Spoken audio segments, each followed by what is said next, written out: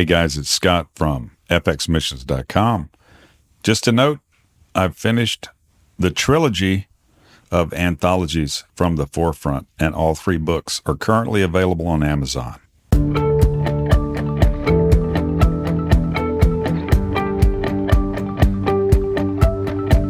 Welcome to From the Forefront, an FX Missions podcast.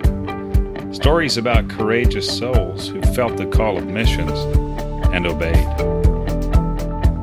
Hi, Scott McClelland here with your FX Missions From the Forefront podcast. Thanks for being here. I'm pretty, stoked might not cover it, but I'm at the upper levels of excited. Getting joined here by an old friend from a number of years ago. This is my friend, Brittney Ryan. Hello. Hi, Brittney. Hi. How are you? I'm doing well. How are you? Awesome. Good. It's great to hear your voice after we were trying to calculate up the years, but then it makes me feel like I'm getting younger all the time. You know what I'm saying? Exactly. Well, we haven't talked in a while, but we spent some years in the same proximity doing some of the same kind of stuff in the late 2000s. Maybe that's a good way to say it. There you go. Yes, very cool. And just super, super happy that you are joining us, and thanks for that. Yeah, thanks for having me. Well, you're most welcome. I think we'll try to fit it all into one podcast here. I know you've got a story for us, but if we happen to take a little longer, we could split it up into 2 podcasts, so that would be fine. Just however it flows. Really appreciate you being here. Yeah, of course. Just a little, correct my background on you. Now, I already mentioned that you're, before we started recording, that I remembered you're from Park City, Utah, beautiful part of the world. You grew up there, I guess. Yes. There was, Louisiana. Do I remember something about Louisiana as well? Yeah, well, my dad is from Louisiana, so spent a lot of time visiting his family there throughout the years. Fine folks down there in Louisiana. The best. Real good food. The best food, yes. Food with personality. That's no question about it. Yes, absolutely. My memory's better than I thought it would be. Yeah. Or maybe I'm just having a good day. No, but, really yes. Now, we were together in the Carolinas doing some missions training stuff, doing some trips, getting out there. I think I've got a memory of you on the other side of the world and your good friend. I'm trying to remember her name from that trip. We were in Africa together. Yes, we went to Africa, and it was amazing. Yes, I remember that. That was amazing, with a few exceptions. Yeah, but I think that just comes with the territory. Yeah, it does. It does. So that was a great trip. I remember it well. Except for the jet lag, it was all a plus. I do remember the jet lag pretty significantly. Oh, yes. Yeah. So you went on after that stuff we were doing on the mission side, and you got your nurse RN, correct? Yes, that's right. Okay. Yeah. Facebook's keeping me up to date at some level. I guess it's been how long has it been since you got your RN? I've been a nurse now for about 4 years. Wow, the years are going by so fast. I know, it does. Yeah. And for those of you who can't tell, Brittney's a young woman compared to me especially. Your voice sounds really young, but you've done some living as well. You're married. You finished your RN. You've done some mission stuff. We're sitting down to talk with you a little bit about a trip you recently gotten back from. Yes. So where in the wide world did you go, and what were you doing there? So I just got back from a trip to Peru. It was for a medical mission. It was just about 2 weeks long I was there for, and we kind of just set up pop-up clinics in different communities and just kind of helped as many people as we could while we were there. Wow.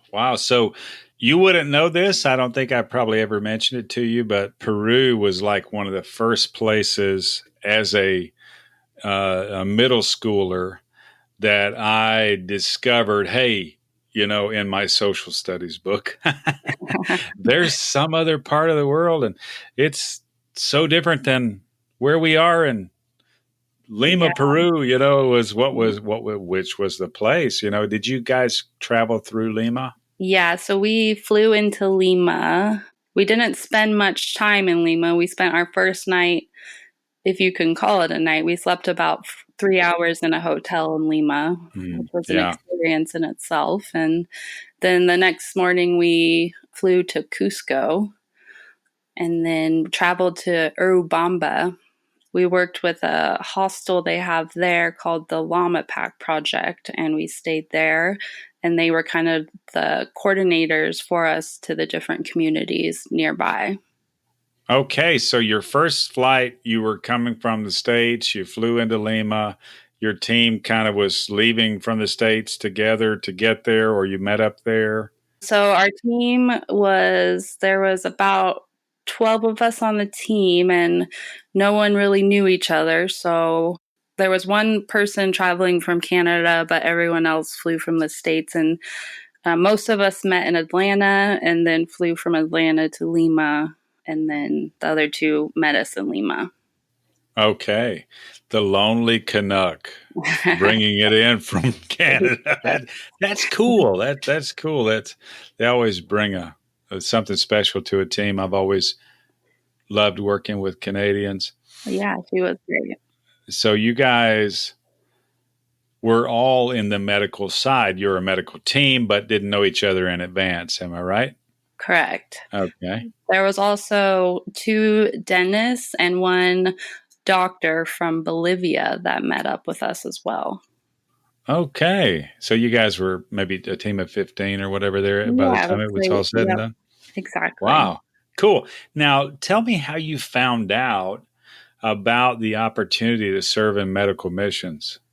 Well, it's just something that I've always wanted to do. Actually, the trip to Africa that we were on together kind of, I would say, almost inspired me to become a RN. I just knew I wanted to have a profession that would allow me to do things like this in the future.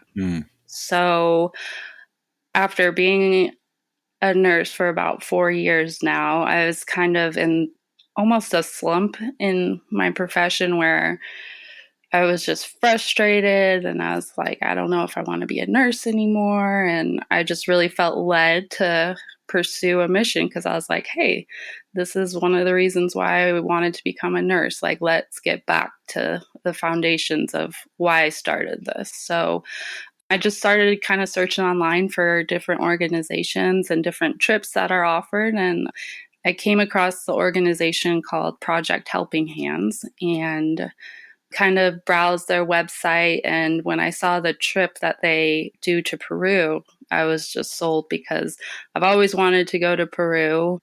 And just the description of what the trip entailed just really excited me. So I signed up, and the rest is history. Very cool. Very cool. Yeah. So, I haven't been, can you believe this? I've got somebody I need to repent to, but I haven't been to South America. Yeah, I hadn't either, and it's definitely somewhere that I've just always wanted to go. Me and my husband have tried to plan a few different trips there that just ended up not working out, and so I was just ready, and I said, I'm going. There you go. Sometimes you got to do that, and that's all you can do. Exactly. And that's awesome. That's awesome. Yeah. So, what surprised you about South America? Well, for Peru, something that surprised me was, this is going to sound really weird. Well, one, the food surprised me. It was a lot different than what I was anticipating. Wait, let me jump in there. Was it beans and rice by any chance? Lots of rice, lots of potatoes, Okay. some random vegetables here and there, but I just always thought it would be like spicier than I don't know. It was Yeah. yeah, it was just like we were all asking for like salts, like we want salt, and they were like, really? And so just it was just interesting. But we had some awesome cooks that traveled with us. I love going to other countries and trying their food. But I mean, when you're traveling to a third world country, I don't know if it ever becomes normal, but something else that's surprising is just the drastic varieties in wealth and poverty and Yeah. all of that kind of thing. So that always just kind of takes you a little bit by surprise, I think.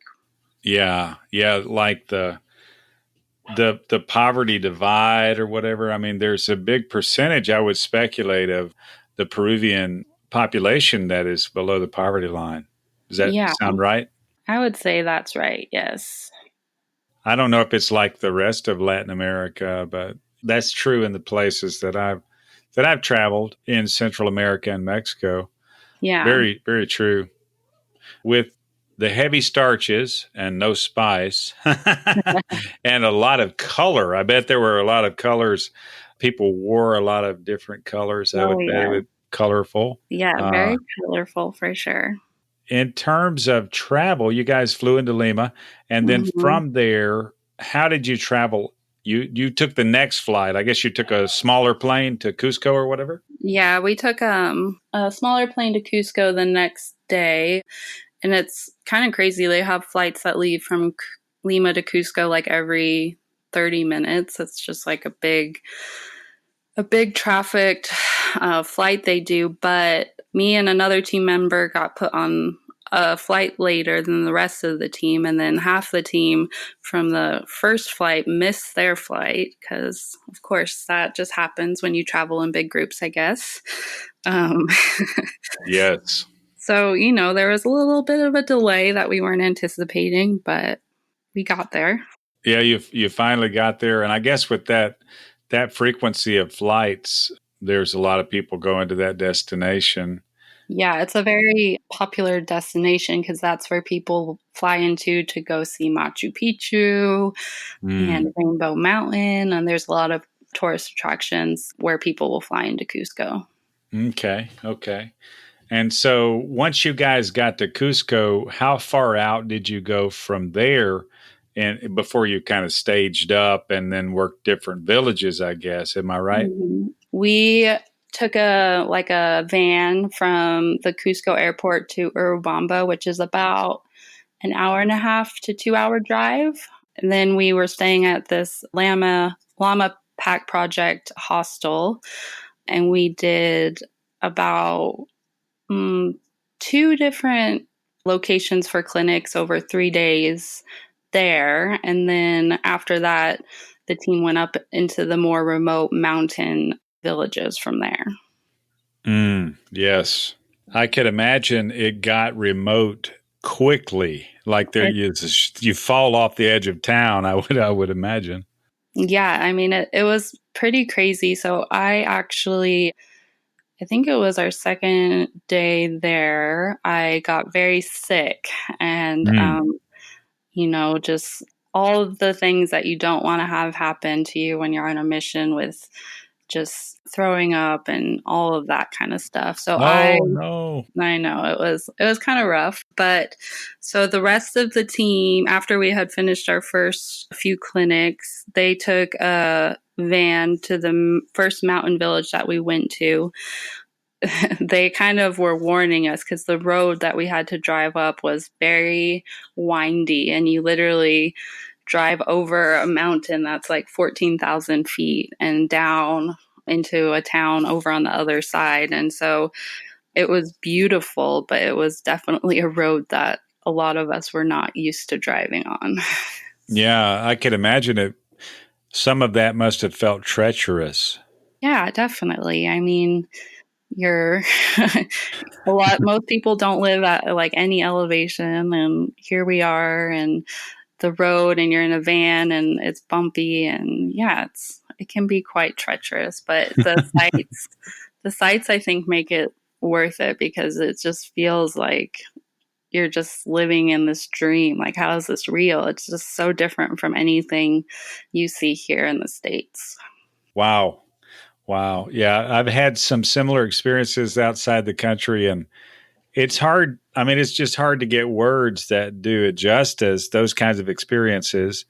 Plus, I guess when you're traveling and in a new environment and all that, your senses are certainly opened up at a level that's, not normal. You're not normally just all your senses on highest receptivity, in terms of the Hmm. experience. So that also seems to spike it, which I think is always awesome. And it makes for very good and clear memories that you take back. So that I know you must have taken back some good memories. Is there something specific, maybe someone you encountered or something you guys did that kind of sticks out to you right now?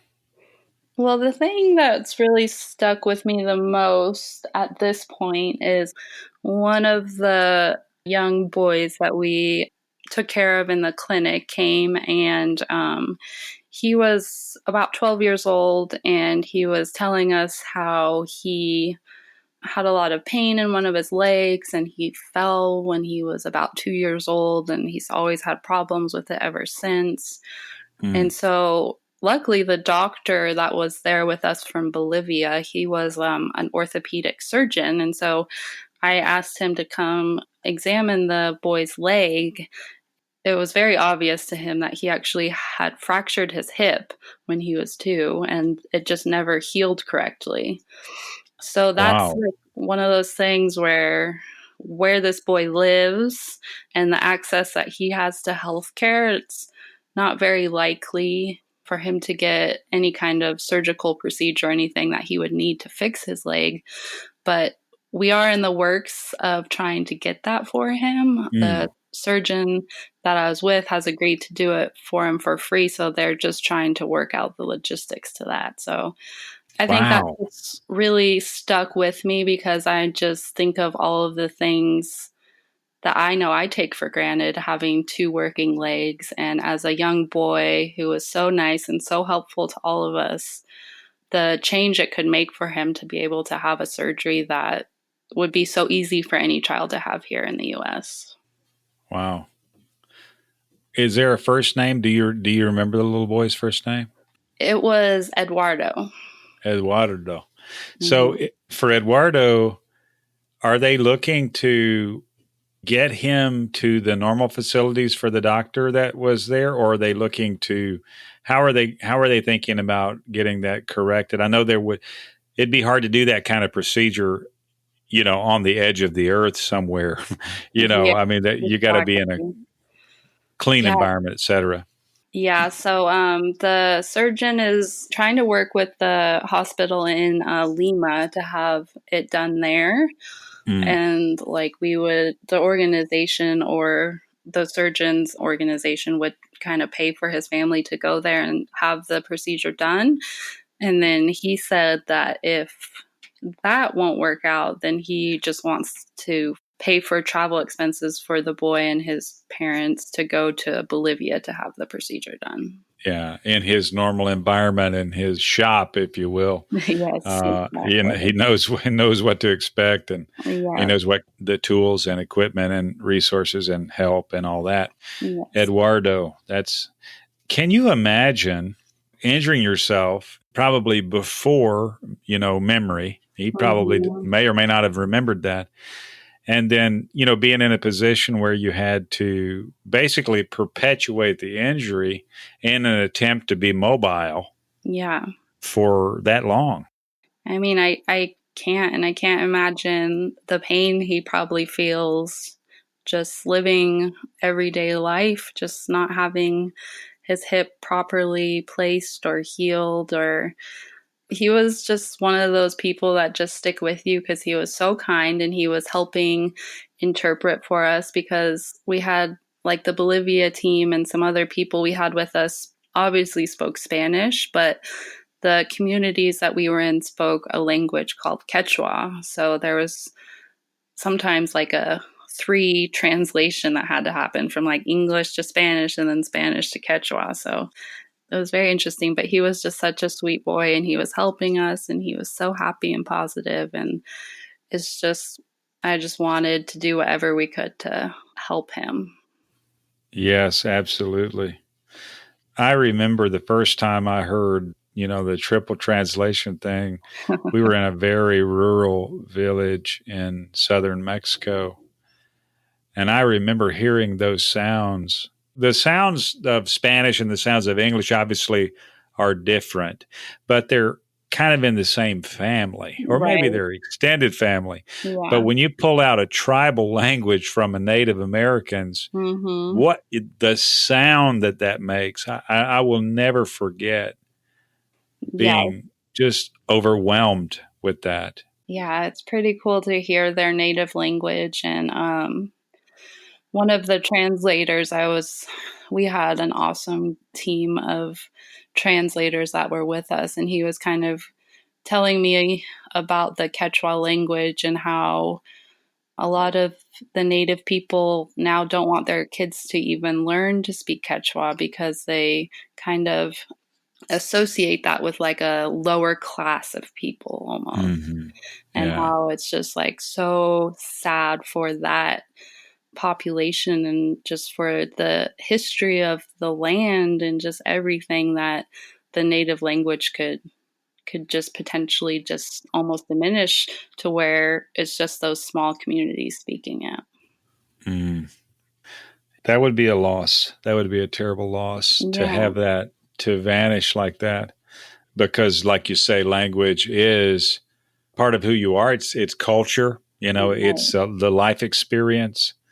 It's the way you think. Yeah, you know. absolutely. Wow, Lord, save Quechua language, please. Yes. Amen. Yeah, yeah. Well, very, very, very cool. You guys, you were working in clinics, and I'm guessing you had a certain number of days you saw a certain number of people for a variety of maladies, from orthopedic to dental to just everything that the village had to offer, and I'm sure Yeah, it was a lot. it Uh, was. wow, did you guys put in long days? Yeah, so I think we ended up having clinics over 8 days. Wake up at 6, have breakfast, get set up, and then see patients starting from 8 until about 4:30 in the afternoon. Mm-hmm. And I think we ended up seeing just over 1,000 patients in 8 days. So Wow, wow, wow, wow. it was, That's a lot. it was very tiring, but very rewarding all at the same time. Yeah, yeah.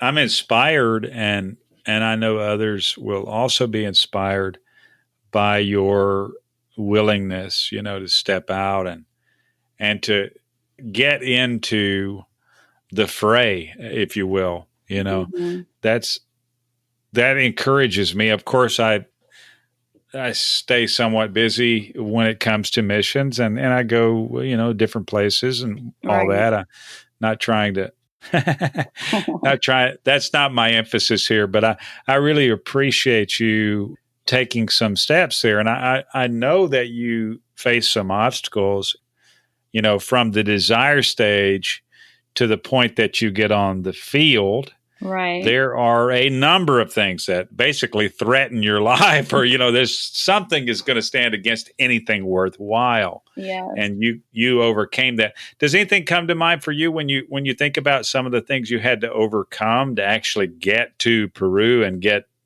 your hands dirty, in clinics in the villages? I mean, just all of the logistics that go into going on a trip like this, finances, Yeah. finding time off a full-time job. It seems like there's always something in life going on where it just feels like it's never the right time, but just making the decision and just having faith that, God's going to support you on this and believing. And so it was really amazing. My family was super supportive. My local church here, just was amazing. So I don't know. I felt like overall it was actually pretty smooth. That's very, very good to hear. Yeah. And I'm thankful. I really believe the Lord encourages us as we're trying to get started. a lot of times he will flood the environment with grace so that we can get, the first step is most often, the hardest one, and it's the one that gets you going, Yeah. it gets you started. Yeah. Do you see yourself doing something like more like this, more or downrange? Do you see yourself doing some more of this? Yeah. I mean, I love it. I think I'll do as much of it as my life allows me to. Mm-hmm. As a nurse right now, I work in the operating room. So the next kind of mission that I want to go on is more of a surgical mission where you're actually going to the other countries and doing the surgeries. And I know there's an organization called Mercy Ships that does it in Africa on like a cruise ship. Mm-hmm. So I've thought about maybe doing that next, but basically as much as my life will allow. Luckily, the company, which is really cool that I work for right now, they will match your paid time off 1-to-1. So I took a week of my own paid time off, and then they matched me a week of paid time off if you're doing like a humanitarian aid or mission trip. So that was really cool. That is very cool. What Yeah. an advantage. What a good thing for them to Yeah. do. Yeah. OR. Yes. This is probably going to say something about me. Maybe you know this, maybe you don't know this, but I get queasy just hearing the words or the initials OR. It's not like anyone's favorite place to be, that's for sure. Well, I mean, I knew you were tough. We did a lot of tough stuff in the wide world, and I knew you were tough, but I mean, that's the next level OR. Yeah, Wow. I really, really enjoy it. I think you kind of learn in nursing that you kind of find where you belong, and definitely the operating room is where I found my spot in nursing. Wow. That's super cool. And doing the mission like you're talking about, I think we probably have a common friend that comes to mind for me at Oh least. yeah. Yeah, when you talk about Mhm. the mercy The ships. mercy ships, yes. Yes. I want to make sure and stay, up with you and stay in touch, be praying for you and standing with you for those future trips. We've got a few minutes left here, but I just wanted to give you an opportunity. If you were, wanted to say something to folks or someone maybe that's considering for Mm-hmm. the first time getting involved in missions, maybe a little bit of your experience there, Yeah. what you'd like to say about it, anything that comes to mind, the challenges or what has the result, what's the impact that's happened to you and the stuff that you've done. Yeah. So I just remember just having a desire in my heart to really want to go on missions, but I also had a lot of fear attached to it as well. Just fear of travel. I struggle with anxiety and things like that. And so to willingly put yourself in these very uncomfortable situations can be very scary. But what I've learned by doing it is you actually receive so much more back than what you give away on these trips. And that there's just so much grace and just so much just love from the people in the world. And it just really opens your eyes to just how blessed we are and just how much more is out there than what we see every day in our lives. And it takes you back a step and kind of makes you look at the bigger picture of things. And so, yeah, I would say if anyone has that desire to do it, but maybe there's some fear, that God will meet you there and he'll take care of you. And, it kind of hit home this last trip when I got really sick there, where it really resonated with me. Okay, so this happened, and like he didn't stop me from getting sick, but he really helped me through it, and he helped me step out in faith to travel up into these high remote villages and just, yeah, I don't feel 100%, but I'm gonna be okay. And it was so worth it because I almost had to spend 4 days without my team. I either had to go on that day or I had to stay behind for 4 days. And I really wasn't feeling very good. Wow. But the reward for the risks that you take is just, it just changes your life. Well, thank you. So many things come to mind when you say those things because I have similar experience. And I read a quote somewhere that talked about how travel is such a good way for us to learn. Yes, absolutely. And really learn things we didn't realize that was, available to know. I mean, maybe something that was completely off of our radar and we didn't even consider it. It also puts us in a position to really learn what we think we already know. Oh, yeah. Which has been my experience, I think. Yeah. I think we are really cultivating depth inside of our person when we open our hearts to accept, and value and experience and interact with people who are not at all like us. Yeah, not from where we're from, not like us, not used, don't know anything about us. When we take time to honor, to me, it's a huge thing, even from the early days when I was not even familiar with missions.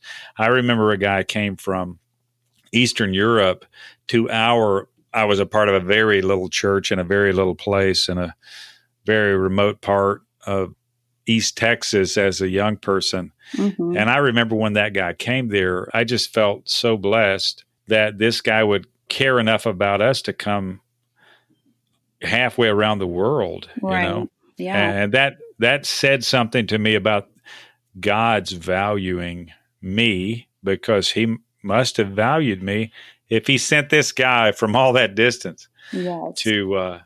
So for that, I was so thankful and impacted. And then, of course, I have had the opportunity over time to be on the other side of that as well and hear similar responses. Yeah. Just one last question, and okay. Don't let me forget to get some details about the organizations and other stuff that you went with. But what do you, as you've had these experiences, obviously you've had some of them, not just this one, but as you've come back, what do you think is different about you this time versus how you were when you left? Or I know I'm coming completely out of left field with that question. You didn't see that one coming, but I just, is there something there?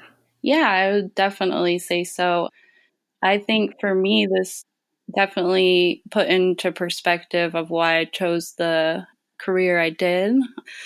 And it just made me very thankful and humbled for my life and all of the blessings I have. I think it can be challenging coming back from a trip like that where you see and experience so much poverty. And to not let that bring me down, but to just really take the time to be grateful for everything.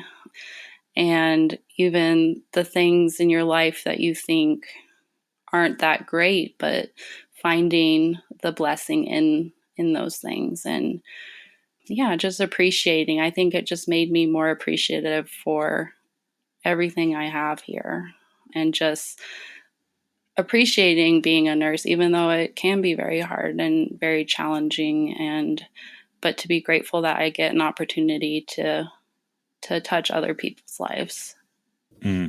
Well, thank you for sharing that. That's powerful. And I appreciate your transparency. And I know what you're saying.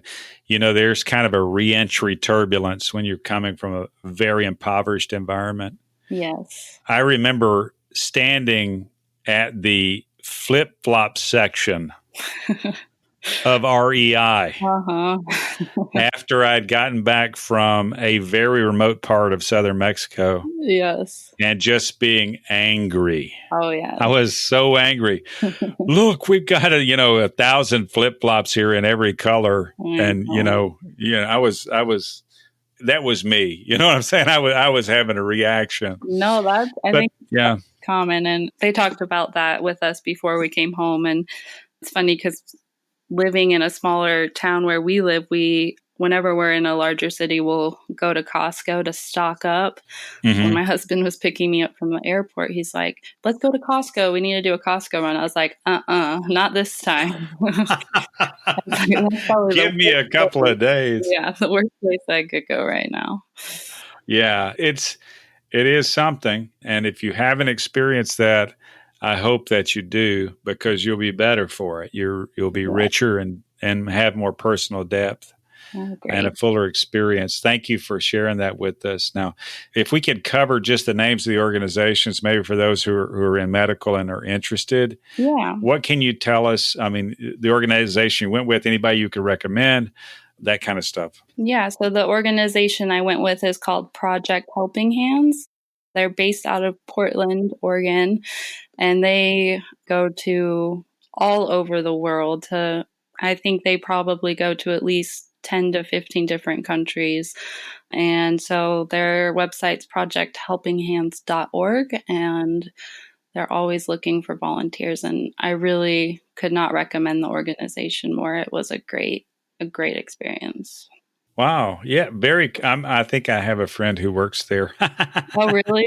Yeah, I think so, but I'll have to chase it down. But thinking about the Portland side of it there. So projecthelpinghands.org. Yes. Okay. And is it just medical that they do, or do they do other stuff as well? It's just medical. Yes. Okay. Medical. Okay.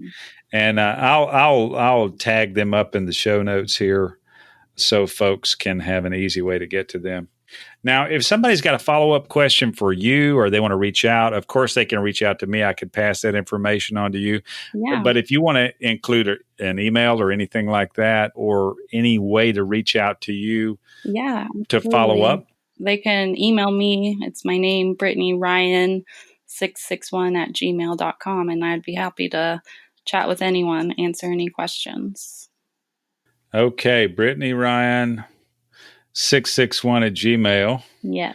And there are 1,000 ways to spell Brittney. Yes, if I was just thinking that. But yours is unique, I remember. It's Brittney, so Brittney. Okay. Brittney Ryan 661@gmail.com. Awesome. Well, thank you so much for being here, for telling us, sharing your story and talking to us about it. It's so good to hear from you. And thank you for your encouraging communication that kind of sponsored us getting together to talk about this from back in the day. Just some good memories the Lord has given us in terms of being in the far-flung places of the world with a heart to be a blessing. Yes, and thank you. And I love following you along on Facebook and all of the mission work you do, and just seeing you and your beautiful family. So it's good to reconnect. Absolutely good. And hopefully before too many more years, while we're still really young people, we can catch up in person. Please pass our greetings to your husband. Tell him I really look forward to meeting him. I will. And I thank you for, again, taking your time sharing this story. Yeah. We'll look forward to doing this again downrange as you've had additional chances to go. Yeah, it's one more reason to go on another trip. So That's right. That's right. Thanks again for being here. And I am Scott McClelland with your FX Missions from the Forefront podcast. If you'd like to contact me or us, please do so at fxmissions.com. This leadership moment was produced in partnership with Engaging Missions. Have your leadership question answered by contacting Scott at fxmissions.com. Visit FX Missions to learn more about how you can grow your leadership and engage in missions. Visit engagingmissions.com for encouragement, insight, and resources from missionaries, ministry leaders, and church planters.